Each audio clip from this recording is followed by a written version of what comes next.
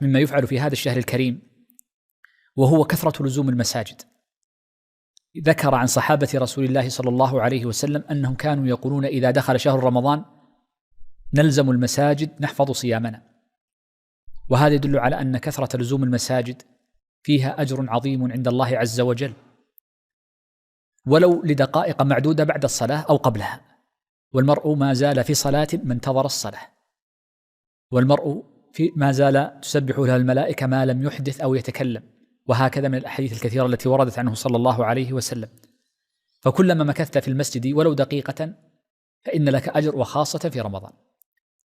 وقد جاء أن عبد الله بن أنيس الجهني ذكر عن أبيه أنيس الجهني رضي الله عنه أنه أتى النبي صلى الله عليه وسلم فقال: يا رسول الله، اجعل لي ليلة، إني إمام قومي في البادية، فاجعل لي ليلة آتي مسجدك.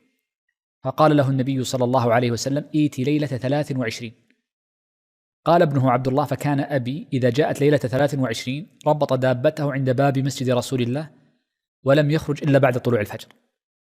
ولذلك يقولون إن أقل الكمال أن يعتكف المرء ليلة كاملة أو يوما كاملا، كما دل النبي عليه الصلاة والسلام أنيسا في هذا الحديث. وأما أكمل الكمال فما فعله النبي عليه الصلاة والسلام، حيث كان يعتكف 10 أيام، وهذا من لزوم المساجد.